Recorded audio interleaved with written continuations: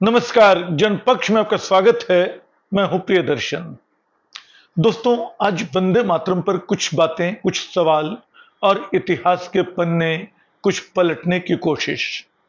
जो विवाद वंदे मातरम को लेकर चल रहा है, क्या वाकई कांग्रेस ने वंदे मातरम का अपमान किया? एक इस सवाल का जवाब देखूंगा।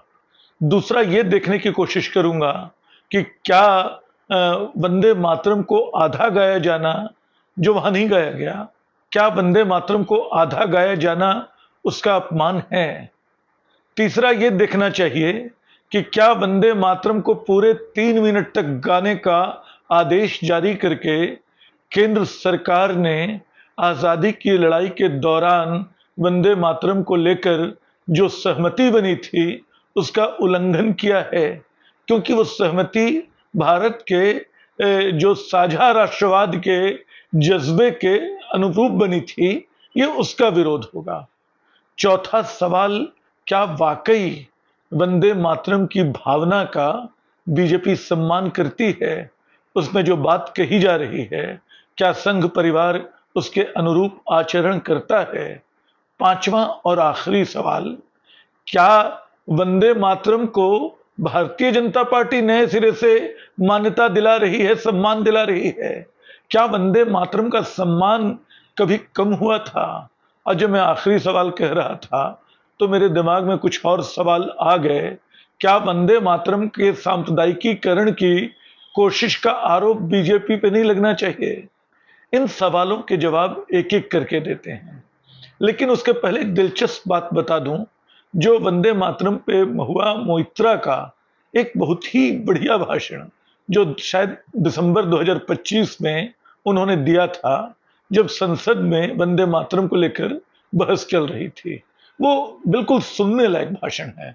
तथ्यों के हिसाब से, तर्कों के इतिहास हिसाब से, इतिहास और वर्तमान में वंदे मातरम की भूमिका को समझने के हिसाब से उसमें वो एक दिलचस्प जानकारी देती हैं कि ठीक उसके एक हफ्ते पहले राज्यसभा से एक बुकलेट जारी हुई, जिसमें उन नारों पे पाबंदी लगाई गई जो राज्यसभा में लगाए जा रहे थे। उनमें एक नारा वंदे मातरम भी था। यानी वंदे मातरम अराजकता और हंगामे का नारा है, ये राज्यसभा की बुकलेट बताती है मोइत्रा के मुताबिक।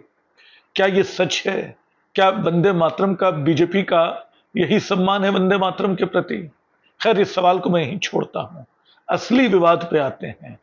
कांग्रेस ने क्या वंदे मातरम का अपमान किया? आप उस वीडियो को जो वायरल किया जा रहा है उसको छोड़ दीजिए। जो मूल वीडियो है, जो कांग्रेस की वेबसाइट पे पड़ा है, कांग्रेस मुख्यालय में झंडा फहराने का पूरा वीडियो, आप उसको देखिए।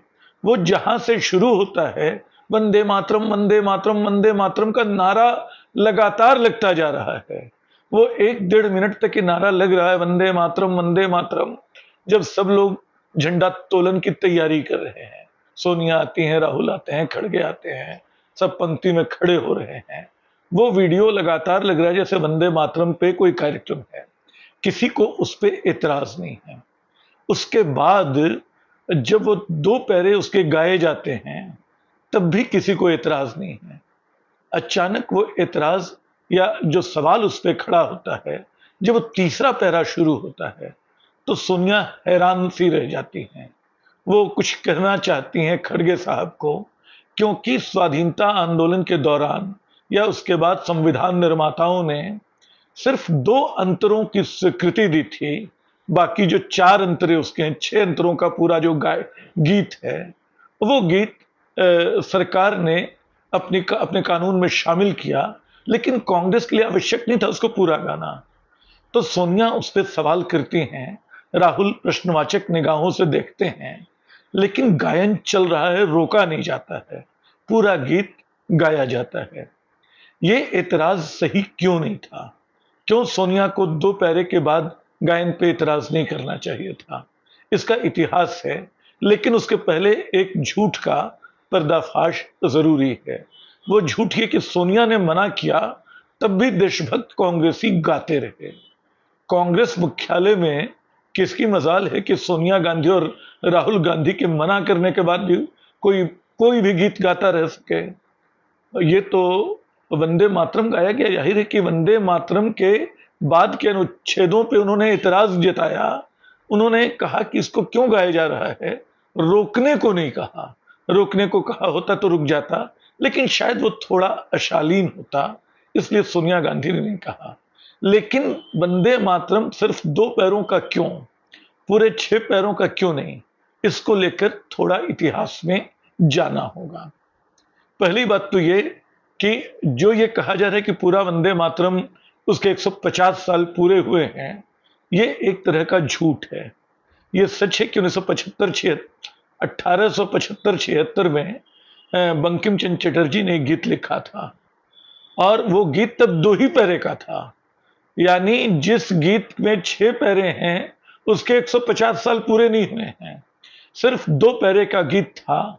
वो गीत बस इतना था। मुझे लगता है वंदे मातरम की जब बात हो रही है तो उन 2 पैरों को सुन लेना भी उचित होगा। वंदे मातरम सुफलाम सुजलाम सुफलाम मलयज शीतलाम शस्य श्यामलाम मातरम शुभ्र ज्योत्स्ना पुलकित्यामिनी फुल्ल कुसुमत द्रुमदल शोभिनी सुहासिनी सुहासिनी सुमधुर भाषिणी सुखदाम वरदाम मातरम। इसी गीत को स्वीकृति मिली। यही 1875 में 76 में लिखा गया था। इसके आगे के 4 अंतरे इसमें नहीं थे। वो 1881-82 में जब उपन्यास लिखा जाता है, वो आनंद मठ बंकिम चंद्र चटर्जी का सन्यासी विद्रोह पे उपन्यास, वो उपन्यास भी खासा विवादास्पद है क्योंकि वो अंग्रेजी शासन में मुक्ति को देखता है। लेकिन मैं इसकी बात भी नहीं करूंगा। वहां वो 6 पैरे पूरे शामिल होते हैं। उसके बाद वो गीत धीरे धीरे, उस गीत का पहला गायन उसकी धुन टैगोर ने बनाई है। उसका पहली बार कलकत्ता कांग्रेस के अधिवेशन में गायन भी कांग्रेस बंकिम चंद्र के जीवित रहते भी वो धुन बनी थी, और उसका गायन भी पहला टैगोर करते हैं। रविन्द्रनाथ टैगोर ने इतना महत्व बंकिम को और उनके इस गीत को दिया। 1905 में जब बंगाल विभाजन आता है, तब ये गीत उसके विरोध का, अंग्रेजों के विरोध का असली गीत बन जाता है। हालांकि याद रखने की बात है कि उसके पहले उस गीत का जो चरित्र है, क्योंकि इन 2 पैरों के बाद का जो पैरा शुरू होता है वो सप्तकोटि जनों की बात करता है। सप्तकोटि यानी 7 करोड़ लोग। ये 7 करोड़ लोग कौन थे?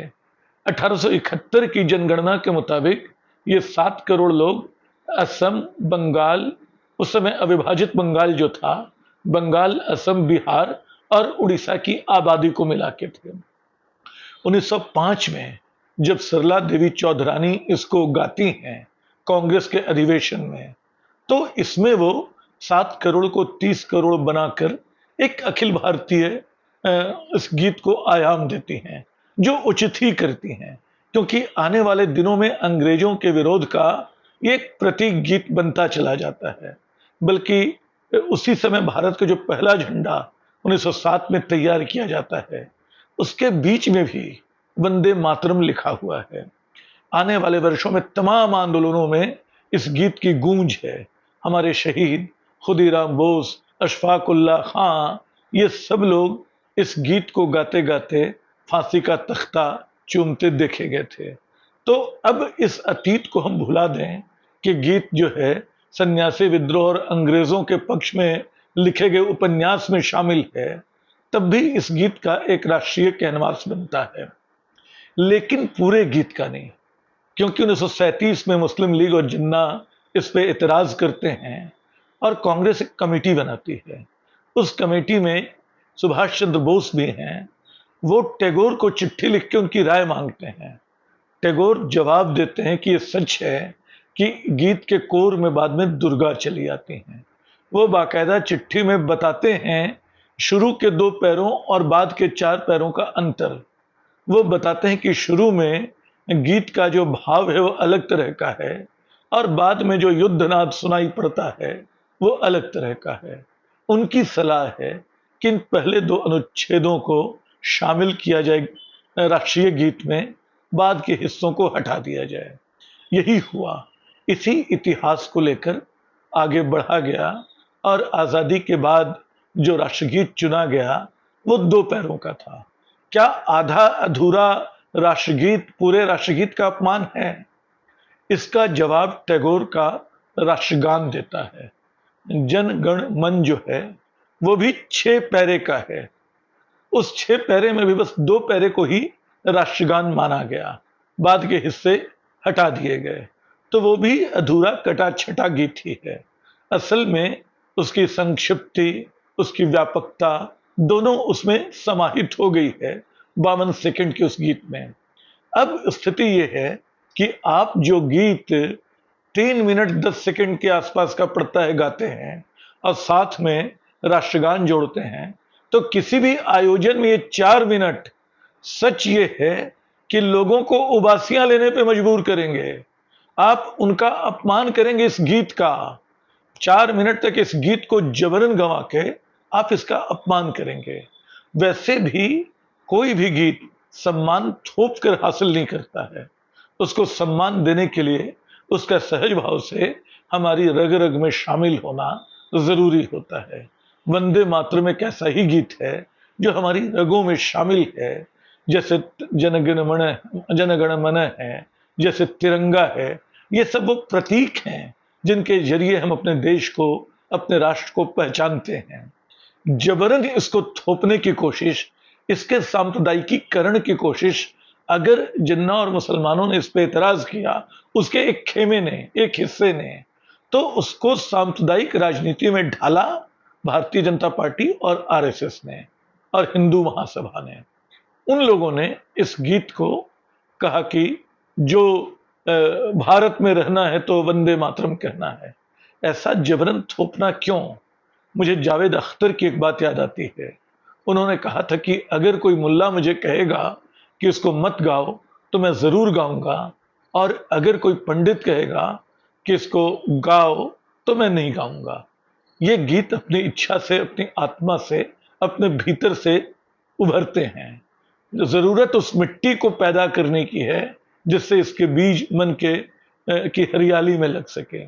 दुर्भाग्य से बीजेपी जो भी करती रही है इस गीत की भावना के विरुद्ध करती रही है।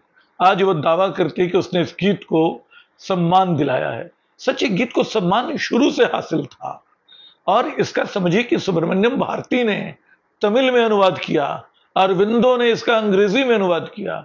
एक बात और, अंग्रेजी में अनुवाद करते हुए गीत के चौथे या 5वें अंतरे में एक धर्म का उल्लेख आता है। धर्म का अनुवाद उन्होंने कंडक्ट किया, रिलीजन नहीं किया। उनको मालूम था कि बंकिम क्या कहना चाहते हैं, उनकी मंशा क्या है। तो ये सच है कि ये राष्ट्रीय गीत तो पहले ही हो चुका था। उसके लिए बीजेपी द्वारा कोई कानून बनाने की जरूरत नहीं थी। कानून बना के तो आपने उसको छोटा कर दिया। आपने उसके इतिहास के साथ एक तरह का खिलवाड़ कर डाला। और भी बातें इसमें बताए जाने लायक हैं, जो असल में भारतीय जनता पार्टी के जो इस गीत को लेकर जो रवैया रहा है। सच है कि देखिए इस गीत की भावना, शस्य श्यामला पुलकित यामिनी, लगता है कि एक अच्छे, एक स्वस्थ खाते पीते एक भारत की कल्पना की जा रही है। और इसमें और भी चीजें शामिल हैं। सुहासिनी, सुमधुर भाषिणी, भारत माता कैसी है? हंसती हुई सुमधुर भाषिणी है। आज जो राजनीति की भाषा आपने बना दी है, आज जो प्रचार की भाषा आपने बना दी है, वो कैसी कड़वाहट से, कैसी घृणा से भरी है। क्या यह आपको दिखाई नहीं पड़ रहा है? तो ये स्थिति आपने राष्ट्रगान, राष्ट्रगीत की कर डाली है। आप वंदे मातरम का नाम ले रहे हैं, लेकिन असल में वंदे मातरम को अपनी ओछी राजनीति का, अपनी सांप्रदायिक राजनीति का जरिया बना के उसका वास्तविक अपमान कर रहे हैं। और इस अपमान का जवाब वंदे मातरम ही देगा, वो गीत ही देगा जो हर कोई गाता है। यहां तक कि मुस्लिम भी। मुझे अचानक ख्याल आया, जो मुझे कहना था, कि सीएए के खिलाफ, नागरिकता संशोधन बिल के खिलाफ जो आंदोलन चल रहा था, उस आंदोलन के दौरान ये चुनौती उछाली गई, क्या आप वंदे मातरम गा सकते हैं? सबने तरह तरह से वंदे मातरम गा के दिखाया। आज हालत यह है कि बीजेपी के प्रवक्ताओं का मजाक बनता है कि जिस वंदे मातरम को राष्ट्रीय सम्मान से जोड़ के देख रहे हैं वो उनको गाना आता नहीं है। सच ये है कि 6 पैरे का गीत तो मुझे भी नहीं आता है। कम लोगों को, ये तो 2 पैरे का गीत इनको याद नहीं है। ये तो हास्यास्पद स्थिति है। और वो राष्ट्रगीत को बचाने की बात कर रहे हैं, उसको सम्मान दिलाने की बात कर रहे हैं। असल में वो उसका अपमान कर रहे हैं। इस अपमान का जवाब एक दिन वंदे मातरम खुद देगा। शुक्रिया।